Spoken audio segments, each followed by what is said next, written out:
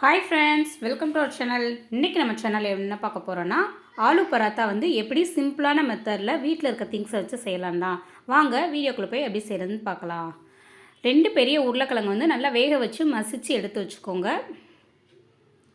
கூடவே ஒரு பச்சை மிளகாவை நல்லா விதையெல்லாம் நீக்கிட்டு சேர்த்துக்கோங்க. கிட்ஸு சாப்பிட்றனால நான் விதையை எடுத்துட்டேங்க. ஒரு பெரிய வெங்காயத்தை வந்து நல்லா பொடிசாக வந்து சாப் பண்ணி வந்து சேர்த்துக்கோங்க. அடுத்து கொத்தமல்லி, புதினா, கருவேப்பிலை 3 வந்து நல்லா பொடிசாக வந்து சாப் பண்ணி வந்து சேர்த்துக்கோங்க. நெக்ஸ்ட்டு மேத்தி லீவ்ஸ், அதாவது காஞ்ச வெந்தயக்கீரை இருக்குல்ல, அதுவும் சில்லி ஃப்ளேக்ஸும் வந்து கொஞ்சமாக சேர்த்துக்கோங்க. இது 2 வந்து இல்லைன்னா ஸ்கிப் பண்ணிக்கோங்க, டோட்டலி ஆப்ஷனல் தாங்க.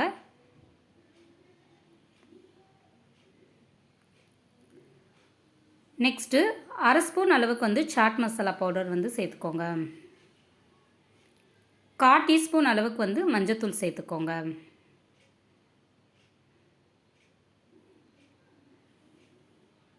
நெக்ஸ்ட்டு வறுத்து அரைச்ச ஜீரகத்தூள் இருக்குல்ல, அது வந்து 1/2 ஸ்பூன் அளவுக்கு சேர்த்துக்கோங்க. காஷ்மீரி சில்லி பவுடர் வந்து 1/4 டீஸ்பூனுக்கு கம்மியாங்க. பார்க்குறதுக்கு நிறையா இருக்க மாதிரி இருக்கும், ஆனால் நான் கம்மியாக தான் சேர்த்துக்கிட்டேன். உங்களுடைய சாய்ஸ், நீங்கள் எப்படி உங்கள் காரத்துக்கு ஏற்றாப்புல சேர்த்துக்கோங்க. நெக்ஸ்ட்டு வந்து கரம் மசாலா வந்து ஒரு 1/4 டீஸ்பூன் அளவுக்கு வந்து சேர்த்துக்கோங்க. ஃபைனலாக இந்த மசாலுக்கு தேவையான அளவு உப்பு மட்டும் வந்து சேர்த்துக்கோங்க. ரொம்ப உப்பு சேர்த்துறாதீங்க, ஏன்னா நம்ம சப்பாத்தி மாவில் வேறு உப்பு சேர்த்துருப்போம். அதனால் வந்து கொஞ்சம் கம்மியாகவே சேர்த்துக்கோங்க. இப்போ எல்லாத்தையுமே வந்து நல்லா மிக்ஸ் பண்ணி விட்டுக்கோங்க. லாஸ்ட்டாக வந்து லெமன் ஜூஸ் வந்து 2-3 ட்ராப்ஸ் வந்து சேர்த்து நல்லா மிக்ஸ் பண்ணி விட்டுக்கோங்க.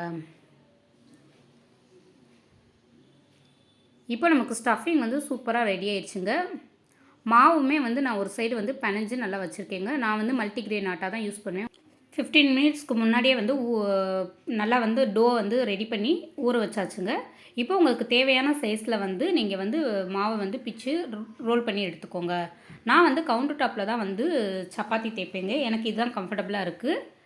இது என்னென்னு பார்த்தீங்கன்னா, மாவு நம்ம வந்து எக்ஸ்ட்ரா சேர்ப்போம்ல, அந்த இதுக்குரியது தான். நான் வந்து இப்படி தான் பாக்ஸில் போட்டு ஒரு மேலே வந்து அந்த மூடியில் வந்து ஹோல்ஸ் போட்டு யூஸ் செய்கிறனால இதில் 2 யூஸ்ஃபுல்லான திங்ஸ் என்னென்னு பார்த்தீங்கன்னா, ஒன்று வந்து மாவு வந்து அதிகமாக வேஸ்ட்டாக வந்து செலவழியாது.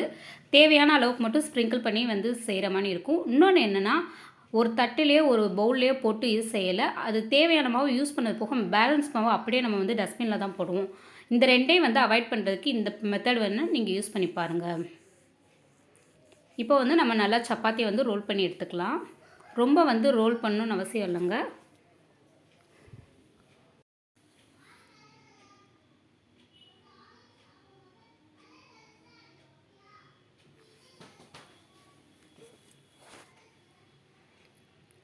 இப்போ நம்ம சப்பாத்தி ரோல் பண்ணிட்டோம். இப்போ வந்து மிக்ஸ் பண்ணி வச்சுருந்த ஸ்டஃபிங் இருக்குல்ல, அதை வந்து சென்டராக வச்சுக்கோங்க. ரொம்பையும் வந்து ஸ்டஃபிங் சேர்க்காதீங்க, ஏன்னா பிஞ்சு பிஞ்சு வந்துருங்க.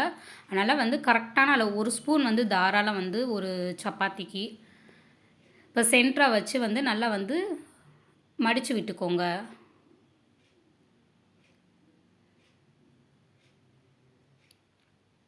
இப்போ வந்து ஃபுல்லாக வந்து மடித்தாச்சு. இதை வந்து அப்படி ஒரு சில பேர் வந்து நல்லா சுற்றி அப்படி பாதி மாவை வந்து பிச்சிருவாங்க. அந்த மாதிரி பிக்காதீங்க, அப்படியே வச்சு ரோல் பண்ணி திருப்பி வந்து மாவை டஸ்ட் பண்ணி வந்து தேய்ச்சி எடுத்துக்கோங்க.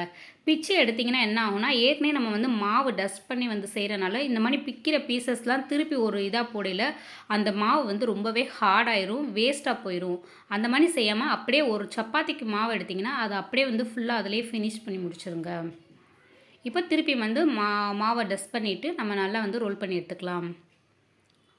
இப்படி செய்யும்போது என்ன இன்னொன்றுனா வந்து அதிகமாக வந்து ஸ்டஃபிங் சேர்க்காமல் இருந்தோன்னா வெளியே வராமல் இருக்கும். சப்போஸ் வெளியே வர மாதிரி உங்களுக்கு ஃபீல் ஆச்சுன்னா அது மேலே லேசாக மாவை டஸ்ட் பண்ணிவிட்டு தேய்ச்சி விட்டுக்கோங்க. இப்போ பார்த்திங்கன்னா நம்ம நல்லா ரோல் பண்ணி எடுத்துட்டோம். பார்த்திங்கன்னா லேசாக அங்கங்கே என்ன தான் வந்து சேஃப்டியாக செஞ்சாலுமே வந்து தெரியாதாங்க சரி. இந்த அளவுக்கு வந்து பராத்தாவை நல்லா ரோல் பண்ணி எடுத்துக்கோங்க. ரொம்ப தின்னாகவும் வந்து ரோல் பண்ணிடக்கூடாது, அதே மாதிரி ரொம்ப முந்தின வந்து ரோல் பண்ணிடக்கூடாது. கரெக்டான மீடியம் ஆஃப் லெவலில் வந்து ரோல் பண்ணிக்கோங்க. இப்போ நல்லா தவா சூடானதுக்கடுத்து தவாவில் வந்து போட்டு 2 சைடும் குக் பண்ணி எடுத்துக்கோங்க. 2 சைடும் குக் ஆனதுக்கடுத்து பார்த்திங்கன்னா ஆயில் இல்லைன்னா வந்து கீ வந்து சேர்த்துக்கோங்க. ஆயில் வந்து மேலே வந்து ஊற்றி விடாதீங்க, ஜஸ்ட்டு வந்து எடுத்துகிட்டு அப்படியே லேசாக வந்து தேய்ச்சி மட்டும் விடுங்க. அப்போ தான் வந்து ஆயில்னஸ் இல்லாமல் நல்லா வந்து சாஃப்டாகவும் இருக்கும். சாப்பிடையிலையும் ஆயில் பிசு பிசுன்னு அந்த இது இல்லாமல் இருக்கும். உங்களுக்கு வீடியோவில் பார்த்தீங்கன்னா தெரியும், நான் ஆயில் வந்து கொட்ட மாட்டேன். வந்து எடுத்து வந்து ஜஸ்ட் வந்து அந்த ஸ்பூனை வச்சு தேய்ச்சி தான் விடுவேன்.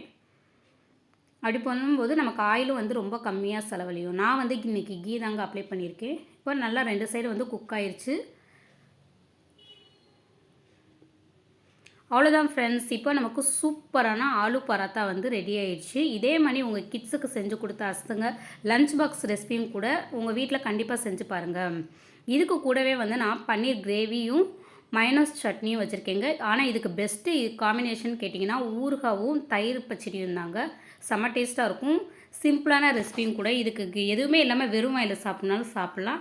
இதே மாதிரி உங்கள் வீட்டில் கண்டிப்பாக செஞ்சு பார்த்து நல்லா இருந்துச்சுன்னா உங்கள் ஃபேமிலி அண்ட் ஃப்ரெண்ட்ஸோடு ஷேர் பண்ணுங்கள். இந்த வீடியோ உங்களுக்கு பிடிச்சிருந்துச்சுன்னா என் சேனலை மறக்காமல் சப்ஸ்கிரைப் பண்ணுங்கள், லைக் பண்ணுங்கள், ஷேர் பண்ணுங்கள், கமெண்ட் பண்ணுங்கள். மறக்காமல் பெல் பட்டனை கிளிக் பண்ணி ஆளுங்கிற ஆப்ஷனை கொடுங்க. தேங்க்ஸ் ஃபார் வாட்சிங்.